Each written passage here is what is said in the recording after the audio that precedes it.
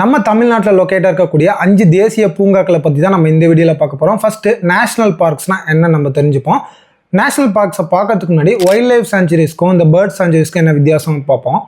Wild life sanctuary வனவிலங்கு சரணாலயம்ன்றது பார்த்தீங்கன்னா ஒரு ஏரியாவில் இருக்கக்கூடிய அனிமல்ஸை பாதுகாக்கிறதுக்காகவே பார்த்தீங்கன்னா உருவாக்கப்பட்ட ஒரு பகுதி. அதே மாதிரி பேர்ட் சாங்சுரிஸ்ன்றது அங்கே இருக்கக்கூடிய பறவைகளை பாதுகாக்கிறதுக்காகவே பார்த்தீங்கன்னா உருவாக்கப்பட்ட ஒரு பகுதி. பட் நேஷனல் பார்க்ஸில் பார்த்தீங்கன்னா வனவிலங்குகளும் இருக்கும், பறவைகளும் இருக்கும், தாவரங்களும் இருக்கும். ஸோ இது எல்லாமே கம்பைனாக பாதுகாக்கிறதுக்காகவே பார்த்தீங்கன்னா உருவாக்கப்பட்ட ஒரு பகுதி தான் பார்த்தீங்கன்னா இந்த நேஷனல் பார்க், தேசிய பூங்காக்கள்.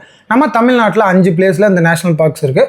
ஃபர்ஸ்ட் பார்த்தீங்கன்னா முதுமலை நேஷனல் பார்க். இது எங்கே லொக்கேட் ஆயிருக்குன்னு பார்த்தீங்கன்னா நீலகிரி மாவட்டத்தில் லொக்கேட் ஆயிருக்கு. கேரளா கர்நாடகாவோட பார்டரில் லொக்கேட் இருக்கக்கூடிய இந்த தேசிய பூங்காவில் பார்த்தீங்கன்னா நம்ம அதிகப்படியான யானைகளை நம்மளால பார்க்க முடியும். அது மட்டும் இல்லாமல் புலிகள் அப்புறம் சிறுத்தைகளையும் நம்மளால பார்க்க முடியும். இந்த பிளேஸில் ரொம்பவே ஃபேமஸாக இருக்கக்கூடியது என்னன்னு பார்த்தீங்கன்னா அங்கே இருக்கக்கூடிய இலையுதிர் காடுகள். செகண்ட் பார்த்தீங்கன்னா அதே நீலகிரி மாவட்டத்தில் லொக்கேட் இருக்கக்கூடிய முக்கூர்த்தி நேஷனல் பார்க். இந்த பிளேஸில் பார்த்தீங்கன்னா நம்ம தமிழ்நாட்டோட ஸ்டேட் அனிமலான நீலகிரி வரையாடுகளை நம்மளால பார்க்க முடியும் அதிக அளவுக்கு. இந்த பிளேஸில் நம்மளால சோலை காடுகளை பார்க்க முடியும். அது மட்டும் இல்லாமல் அந்த ஏரியா ரொம்பவே பார்த்தீங்கன்னா புல்வெளிகள் நிறைந்த ஒரு பகுதியாக இருக்கும். நெக்ஸ்ட் சென்னை சிட்டியில் லொக்கேட்டாக இருக்கக்கூடிய கிண்டி நேஷனல் பார்க் ரொம்பவே ஸ்மாலஸ்ட் ஏரியாவை கவர் பண்ணக்கூடிய ஒரு தேசிய பூங்கா. இங்கே அதிகப்படியான பிளாக் பக்ஸ் அப்புறம் இந்த ஸ்பாட்டட் டியர்னு சொல்லப்படக்கூடிய புள்ளிமான்களை நம்மளால பார்க்க முடியும். நெக்ஸ்ட் நம்ம தூத்துக்குடி ராமநாதபுரம் டிஸ்ட்ரிக்டோட கடற்கரை பகுதியில் லொக்கேட்டாக இருக்கக்கூடிய gulf of Mannar national park, அதாவது மன்னார் வளைகுடாவில் லொக்கேட்டாக இருக்கக்கூடிய ஒரு நேஷனல் பார்க் தான் இது. இந்தியாவிலேயே முதலாக தொடங்கப்பட்ட ஒரு கடல் சார்ந்த தேசிய பூங்கா தான் இந்த gulf of Mannar marine national park.